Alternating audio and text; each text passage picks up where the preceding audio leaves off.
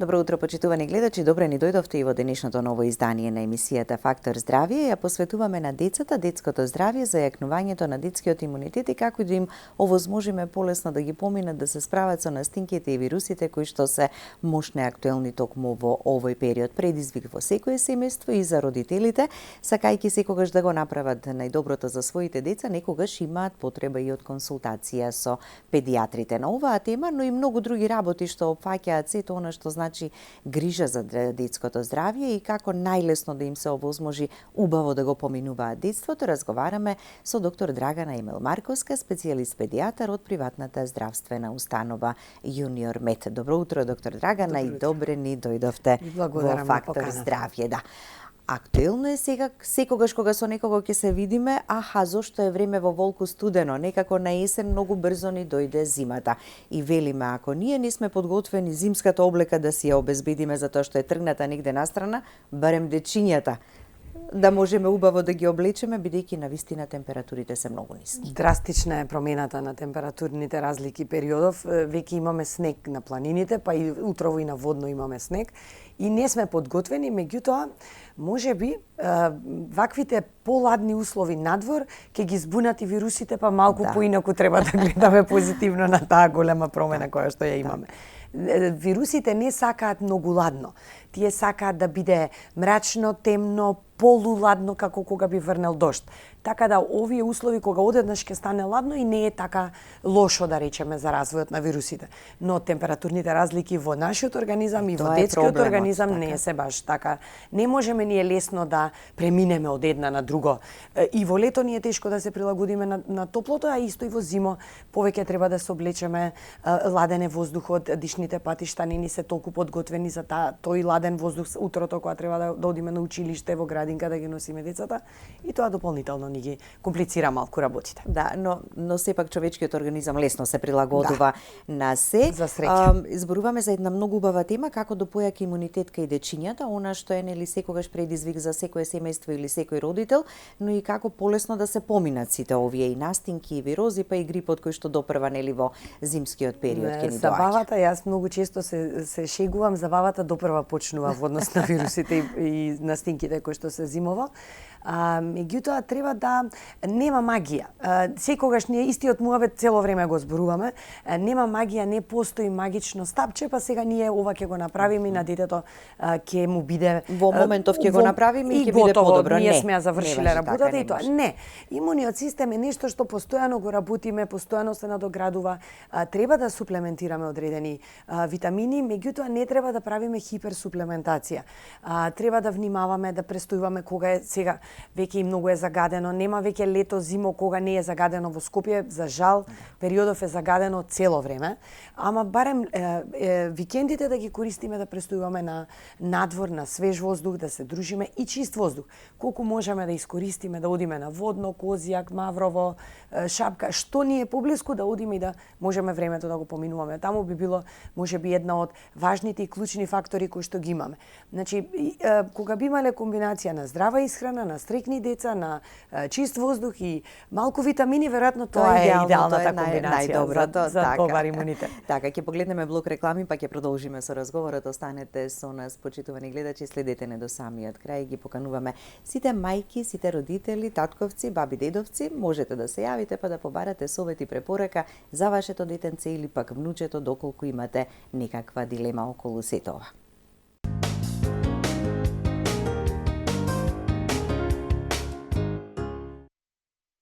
Со доктор Драгана Емел-Марковска, специјалист педијатар од приватната здравствена установа Јуниор Мед, зборуваме за детскиот имунитет и како полесно да ги избегнеме или да се справиме со настинките, вирозите кај дечињата.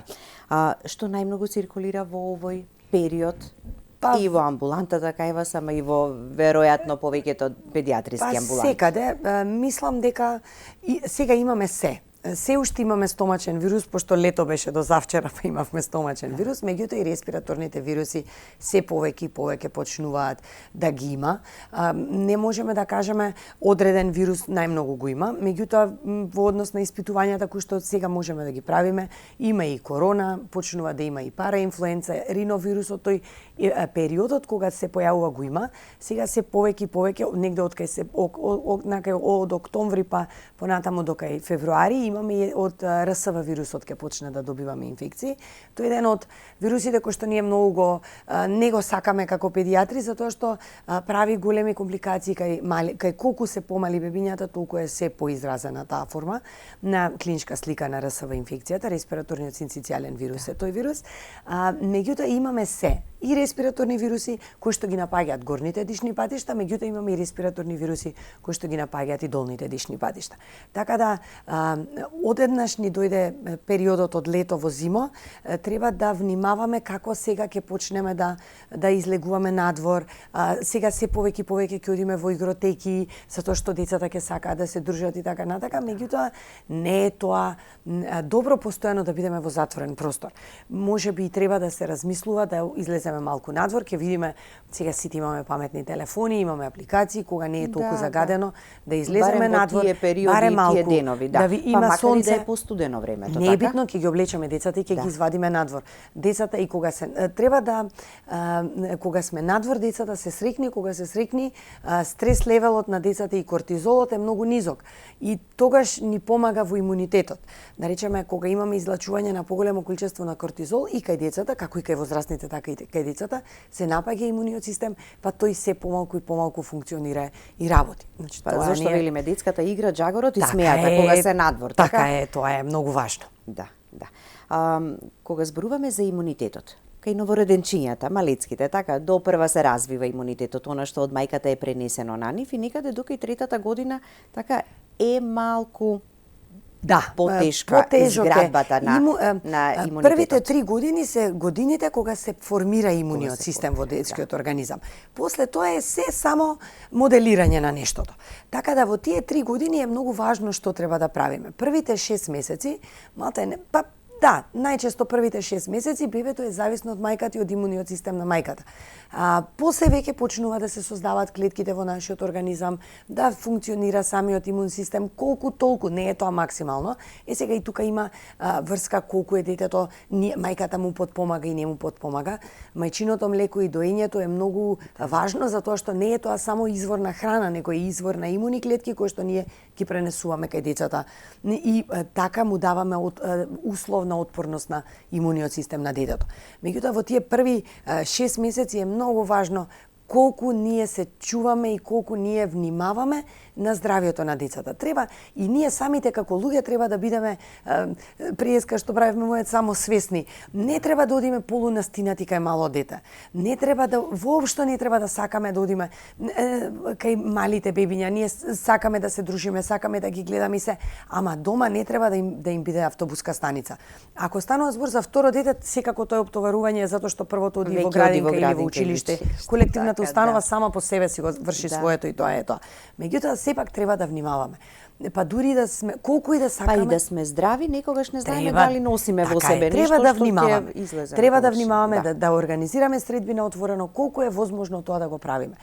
Многу е важно, исто така во првите 3 години е важно и колку ние ќе употребуваме антибиотици. Антибиотиците ни се, јас многу често викам нужно зло. Меѓутоа треба да внимаваме со давање на антибиотици и употреба на истите. Постојат индикации кога се даваат и кога не се даваат.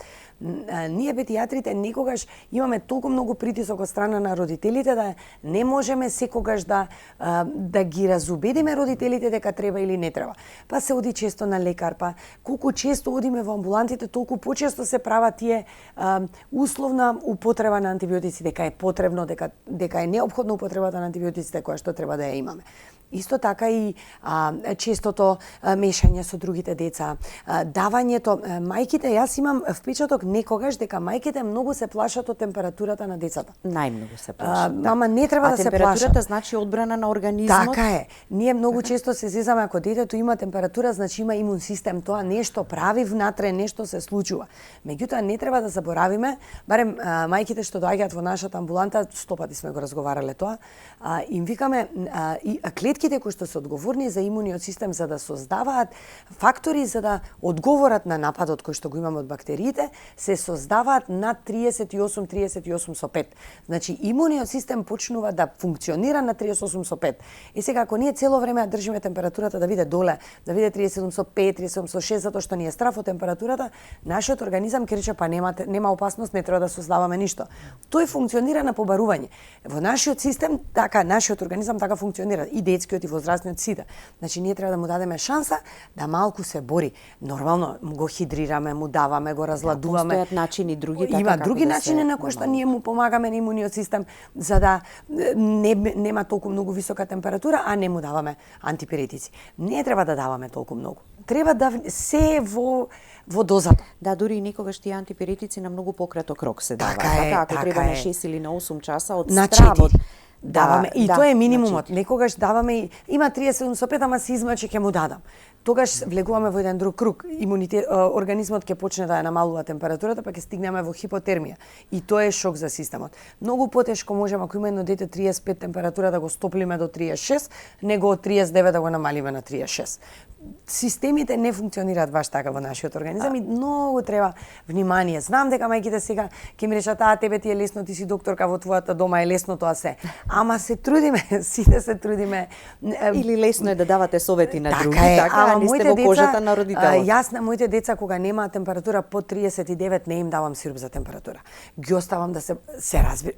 Тоа нема 39, не правиме. Го гледаме детето, ако детето има 38,5, ама си игра, си е весело, само ќе почнеме со хидрација, ќе му ги соблечеме прво чорапчињата, па ќе го оставиме по боди, па и на тој начин ќе му дозволиме да се менаџира самиот систем, па да му дадеме шанса на имуниот систем. Може би веќе имуниот систем е спремен да ни одговори, да ни помогне во битката. На времето кога ние бевме мали, многу одамна, родителите така на тој начин, така пробуваа да ја намалат. Ние не се сеќаваме дека парацетамол или нешто друго сме не сакам оцет, многу ми пречи мирисот на оцетот од сеќавање од детството, тоа се многу често имаме лоша траума од детството. Така е. Начин на симнување, намалување на температурата во секој случај, нели кога ќе се појави, само да се следи детето, така? Следење, не викаме се да го оставиме да го заборавиме, меѓутоа го следиме и му следиме неговата општа состојба. Го нудиме со вода, го нудиме, не мора да јаде. Треба да прима повеќе течности и она што ќе му дадеме, ќе му направиме супа во која што има витамини, ќе му дадеме да изеде. Ем ќе му дадеме храна, ем ќе му дадеме вода, ем нема да го малтретираме со нешто што треба да јаде. Кисело млеко ќе му дадеме, малку ќе биде поладно, ќе го разладиме. Имаме различни начини на кои што му помагаме на организмот. Така, па дури и малку надвор да го изнесете, така детето или бебето, нормално. Често пати знаат да кажат кога веќе ќе дојде моментот дека мора да се оди на лекар на проверка, така дали е преку ден навечер, излегувате надвор, па температурата сама по себе веќе почнува да се поднамалува. Ова важи и за децата и за возрастните, така и за нас. И дома треба да луфтираме, не треба да ни биде многу топло. Многу е важно, родителите, мислам дека тоа не го знаат сите, еве да искористиме приликата да им кажеме, наш детскиот терморегулаторен систем не функционира така ако се напиеме парацетамол па се преоблечаме како кај возрастните ќе се испотиме. Може детето да не може да се испоти. Не функционира тоа така, само ќе го прегрееме. Ако го прегрееме, имаме друг проблем. Џабе сме му дале парацетамол, џабе сме му дале се. Ако детето решило да се поти, ќе се поти и голо. Ама ако не решило да се поти и не му е доразвиен тој систем за потење, тогаш немаме џабе целта која што сме сакале да ја постигнеме не е добра. Добро е тоа да го разладуваме. Има различни начини. Било да тоа станува збор за алкохол 70%, ќе го раствориме со вода па ќе го мачкаме целот. Дали ќе земеме крпа со вода па ќе го мачкаме со вода.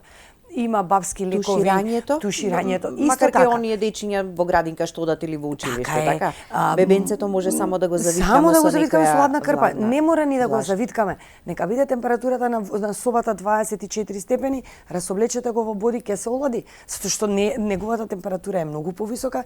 Надвор е поладно, условно надвор, дома е надвор и е добро. Кога ќе го расоблечеме ќе биде се поедноставно. Се поедноставно ќе биде за родителите.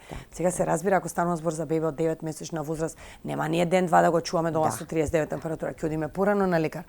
Ама ако станува збор за поголемо дете и не ни е прв пат, знаеме што треба да правиме. Така, кај бебенцата така малку повнимателни, ама прво секогаш се консултираме, барем имаме можност сега. Младите мајки со вас педиатрите така во секое време секогаш може да се и секогаш е тоа. Сега ако има бебето 39 со 5 температура, не чекаме, и сте му напишале на педијатарот, а педијатарот има гужва, не чекаме да ни одговори. Ако видиме дека не ни се допаѓа, го пакуваме и го носиме. Барем сега е лесно. Така да. Околу имунитетот, кога веќе до таа трета година така убаво и добро ќе се изгради, само треба да го надоградуваме понатаму. Што значи добар, силен имунитет кај дете? Тоа значи да бидеме болни 8 до 7, 8, 9 пати годишно. Кога ќе пресметаме, сепак сме и здравите луѓе и тие што имаат добар имунитет знаат да бидат болни. И тоа не е страшно. Она што секако треба да го правиме е дека имаме одредени витамини кои што ние мораме да ги суплементираме во текот барем на зимскиот период. Во лето можеме да направиме пауза, меѓутоа она што не е тоа дека многу витамини треба да употребуваме. Не треба да употребуваме имуномодулатори во континуитет. Меѓутоа имуномодулатори се лекови кои што ни помагаат во моделирање, самото име ни кажува, на имунитетот. Тоа не треба да го правиме цело време. Ама витаминот Д, кој што е од короната навака сите свативме колку е важен и колку треба да го употребуваме како таков, е нешто што треба цело време да го употребуваме во зимските. Сега веќе и во летните месеци, затоа што се мачкаме со креми кои што имаат многу фактор, па производството на витаминот Д не можеме да го... треба, нели се штитиме така е, штетното од другото влијание го штитиме, така да ќе си го суплементираме ако треба. Витаминот С е по потреба, исто така и цинкот е како елемент кој што треба да го даваме и да го употребуваме, не цело време, не во континуитет, меѓутоа во дадени моменти 2-3 месеци па ќе направиме пауза, ќе го суплементираме. И пробиотици можеби. Пробиотиците ги имаме и во киселото млеко, ги имаме и во млечните производи, ферментираните млечни производи, па на тој начин ќе ги внесуваме. Тоа ни е као, да речеме, она што секогаш треба да го потребуваме првите 3 месеци, октомври, ноември, декември, да речеме. После, сега, дали во тие месеци ќе додаваме нешто, како имуномодулатор, како антиоксиданси, како... Тоа се лекови кои што зависи како педијатарот ќе ни каже. Индивидуално е за секој дете. Така, педијатарот си го познава детенцето, така и знае што му е потребно. Ние веќе имаме група на деца кои што од август сме почнале да ги бустаме со нешто за да ни се функционира. Имаме, за жал, степенот на алергиски болести се повеќе ни се зголемува и преосетливоста кон развој на алергиски болести ни се зголемува, затоа допринесува и загадениот воздух многу. И не е тоа добро. И тие деца кои што знаеме дека имаат некоја си алергиска компонента, кај нив суплементацијата е различна и различно додаваме суплементи. Кај нив ќе зголемиме и омега, меѓутоа се повеќе и повеќе омега сите треба да употребуваме како нешто што ни е важно. За среќа, јас тоа го викам комплементарна терапија на основната терапија, додаваме витамини и го правиме комплементарно. Цело е кога е се, па така функционираме и тоа функционира. Меѓутоа, кога зборуваме за здрави деца, е она што треба да биде здрава исхрана, обавезно треба да имаме салата, обавезно треба да имаме овошје свежо, витамин Д, повремено цинк, повремено пробиотици и се надвор треба да престојуваме кога е убаво времето и кога има сонце. Тоа би ни бил рецептот. Добар и здрав сон за деца. Најважно е спијат најмногу растат, така велиме уште од најраната возраст е најважен. Сега многу ќе не мразат сите. Употребата на телефоните треба да минимализираме сите. Тоа е битка која што ние не знам колку ќе успееме да ја добиеме, ама треба да почнеме да се бориме со битката. Многу често имаме деца кои што не заспиваат до 12 часот, а треба да одат на училиште. Тоа е малку. Прво, имуниот систем нема време да одмори, има дел од хормоните кои што се излачуваат во првата половина од сонот и се важни за се во организмот. хормонот за раст се создава во првата половина на сонот, до 12 часот му е максимумот на создавање. Значи треба да си легнеме во 9 за да пораснеме. Вистина било тоа дека треба да си легнеме во 9. 9 да сме веќе, да се одмори мозокот, стрес левелот да се намали, хормоните кои што ноќе треба да се произведуваат, за да можеме од самале да одговориме на задачите. А ретко сте дека децата легнуваат многу е во тоа 9 тешко. часот. Многу тешко е тоа. Еве и ние дома се бориме со таа работа. Да си легнеме порано, ама мислам дека ако децата одат на спорт, полесно може да се справи. Па ќе бидат уморни, па ќе мора да легнат. Така е.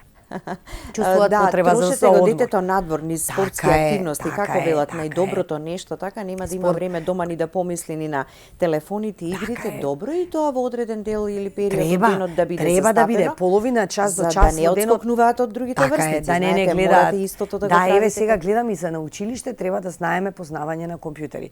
Моето дете е 4-то оделение, имаме предмет за запознавање со компјутерите. Значи сакале ние или не ќе треба да му го дадеме компјутерот, колку и да се бориме, ама да го минимализираме времето.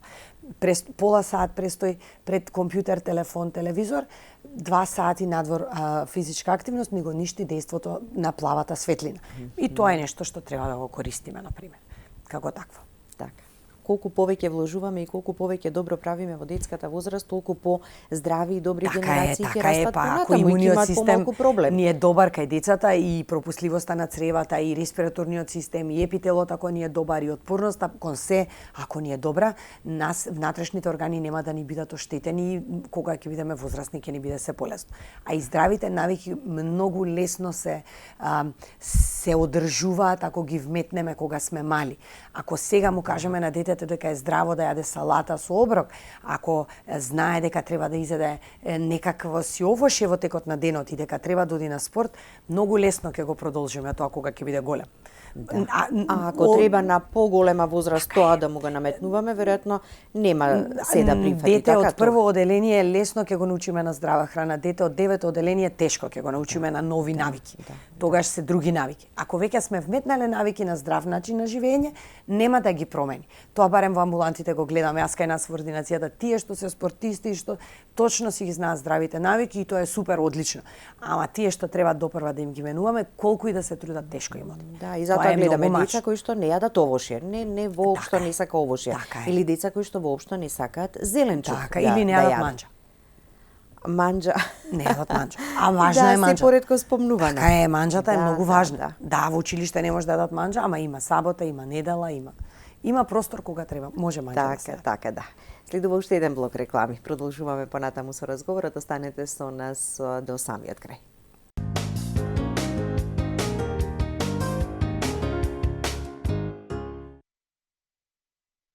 Со разговорот во студиото, да, значи слушнавме добри и практични совети како околу имунитетот, се не можеме преку исхраната. Факт е така да надополниме па и кај возрастните и кај децата, да, дополнителна суплементација ќе е потребна, ама не само да се потпираме исклучиво на тоа. Да пробуваме прво така на природен начин да го зајакнеме, па потоа се што е друго дополнително и потребно, да. Болно грло, болка во увото, и тие се малку страшни состојби и ситуации кога ќе се појават кај дечињата. Кога треба веднаш да се јавиме на педијатар? Дали за децата важи она почекајте малку, не го носете затоа што може да има други болни деца, па дополнително нели да се накалеми некоја друга бактерија? Кога станува збор само за температура покачена, тогаш можеме да почекаме и да видиме што се случува и како се случува. Меѓутоа болката во уво е нешто што е знак дека можеби се почнало како обична вирусна инфекција, но тоа се надоврзува со одредена суперинфекција и дури и бактериска инфекција во увото која што може да се види. Некогаш болката во увото не е од бактериска инфекција која што може да се појави, може да биде само заради тоа што тубата, увото има еден дел кој што се вика Еустахиева туба и таа туба едниот дел е во увото, едниот крај се отвара, другиот се отвара во носот. Доколку носот не ни е убаво исчистен, имаме секрет во носот, не може увото да дише и се појавува болка која што е изразена. Токму заради тоа ама родителите не може да знаат што се случува и зошто тоа е. Па подобро е да се појават, да дојдат на лекар за да видиме ние дали станува збор за бактериска инфекција или станува збор само за неубаво исчистен нос. Токму заради тоа викаме во континуитет треба да се чистат, треба да се дува носето ако е мало бебето, треба да му се чисти со аспиратор, да му се потпомогне носот да биде чист. Истото важи за дишните патишта, горни и долни дишни патишта, доколку имаме секрет треба да го тапкаме детето, треба да се чисти секретот. Секретот е нешто каде што бактериите можат да живеат. И тоа е убаво место каде што може да ни се развие суперинфекцијата која што треба да ја имам. Токму тоа е тоа што ние не треба да го дозволиме да ни стои долго. Треба да го тераме детето, да ќе го истапкаме, ќе му го чистиме носот, ќе ставиме капки, дали ќе додадеме инхалација со физиолошки за да го разводниме секретот полесно да излезе или не. Сето тоа веќе знаат родителите како треба да го прават. Меѓутоа имаме една дополнителна состојба која што се повеќе ни се комплицира, особено во последниве година и пол, а тоа е болно и црвено грло. А болно и црвено грло може да биде болно грло затоа што имаме вирус кој што го напаѓа грлото, но имаме и бактерија која што живее во грлото и која што не е така безазлена и која што самата по себе ќе си помине. Тоа е Streptococcus pyogenes. Порано беше ексклузивно правото на бактеријата да живее во грлото и само таа ја имаше во грлото. Но не е се така добро сега периодов, затоа што таа е толку мутирана да ние веќе ја наоѓаме и во бриз од нос.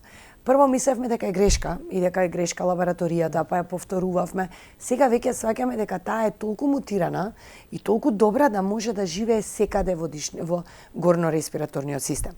И тоа не е добро. Таа знае да прави последици. Сега не значи дека компликации, така доколку не се третира на време и добро. Ако не се лекува како што треба.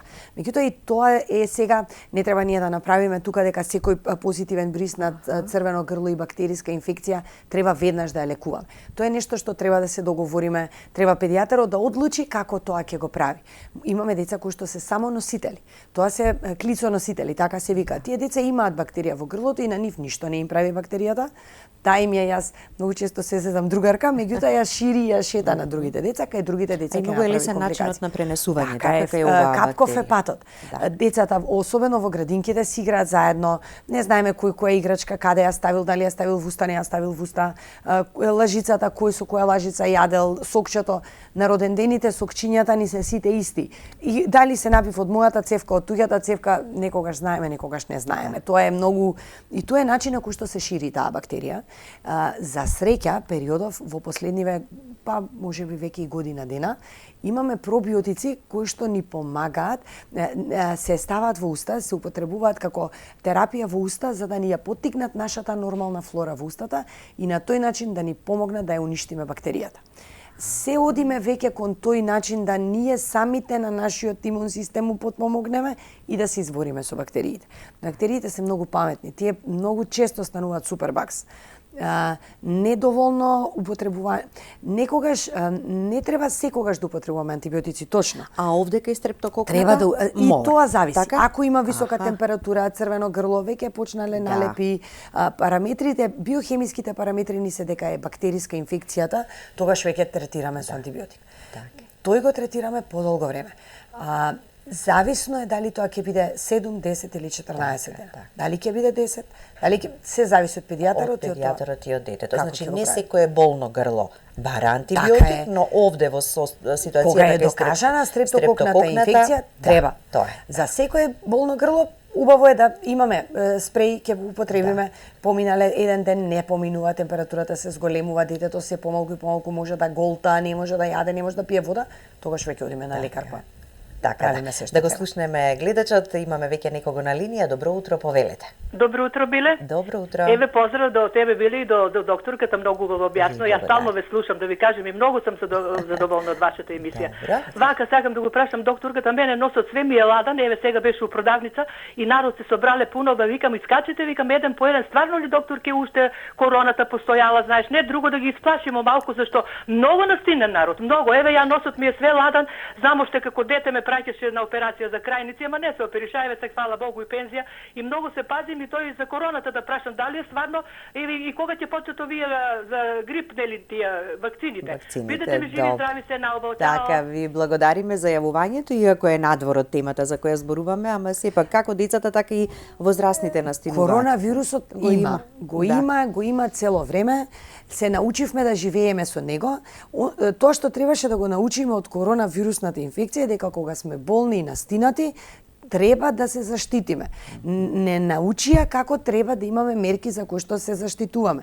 Пример, треба да одиме надвор, па кога ќе одиме во продавница има маски кои што се многу ефтини, сега се 10 денари, не се ни многу скапи, ќе ја ставиме маската, ќе влеземе, ќе завршиме работа. Кога има многу луѓе, не треба да се мешаме, ако забележиме, например, и во банка, можеме да ја зачуваме дистанцата. Тој што е позади нас е позади нас, редот никој нема да му го земе.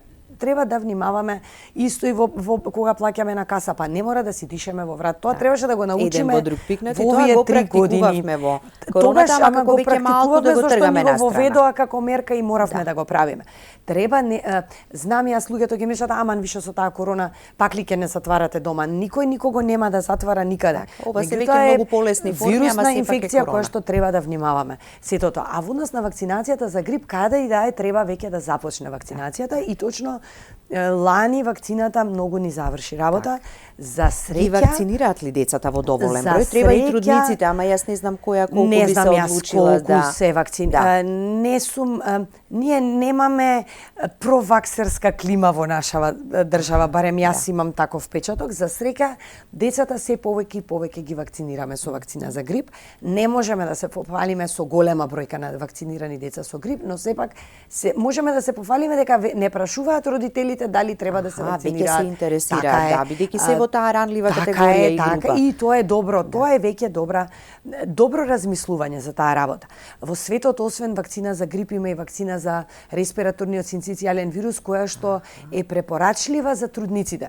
Ја има и за бебињата, кај нас ја немаме ние во календар, воопшто не е воведена, меѓутоа за трудниците и таква, мислам дека можеме да се купиме и да се вакцинираат трудниците, а во светот таа е би се заштитила, односно би го заштитила преку мајката и бебето. И мајката и бебето ќе се заштити. Во светот дури имаме и за дитепер вакцинација за пертусис во последниот триместар од бременоста да прими, затоа што кај нас вакцинацијата започнува после 12-тата недела од животот на бебето. Тоа значи дека во тие 12 недели детето нема заштитување од пертусис, а пертусис не е тоа е сериозна состојба која што ја имавме лани и преклани и секоја година ја имаме. Се повеќе и повеќе ја имаме, не е тоа дека ја немаме. Можеби зависно тоа колку често бактеријата ќе се колку често и колку ќе биде голем бројот, па дали имаме мини епидемии или немаме мини епидемии, меѓутоа ја имаме. Така, да. Дали треба да се прави лабораторија, крвна слика, земање брисеви при секоја некоја мала промена во организмот на детенцето? Не треба.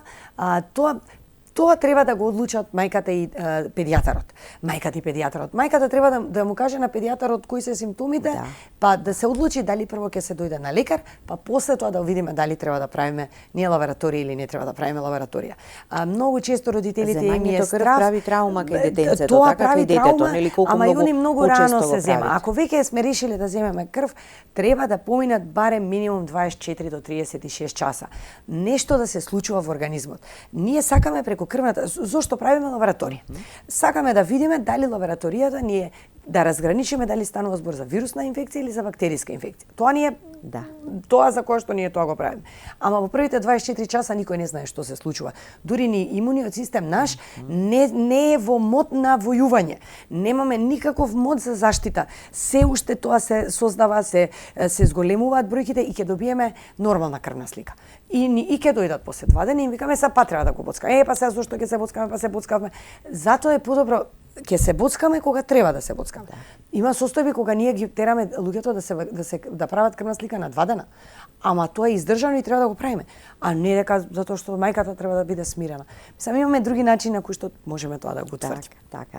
На крајот сме на емисијата, толку ни дозволува времето, ама убав муабет и разговор си направивме и практични совети упативме до сите. Во кратки неколку збора што ќе ги посоветувате родителите кога станува збор за здравјето и имунитетот на нивните деца? Па мислам дека веќе го кажавме тоа се. Так. Секое слободно време уживајте и бидете со дечињата надвор колку е возможно да бидеме надвор. Не ги заборавајте витамините кои што треба периодов да почнеме да ги даваме. Овошните салати, зеленчуковите салати важни се, нека ни бидат дел од нашата исхрана и да ги следиме дечињата. Не мора количински многу, макар и малку ќе биде доволно за организмот. Така е, точно така. Ви благодарам за гостувањето. Ви благодарам и вам на поканата. Благодарности до вас, почитувани гледачи, за вниманието со кое не следевте. Останете и понатаму со програмата на ТВ24. Имајте убав и пријатен ден, убав и пријатен викенд. Се гледаме повторно во понеделник. Ново издание во истиот термин. Довидување.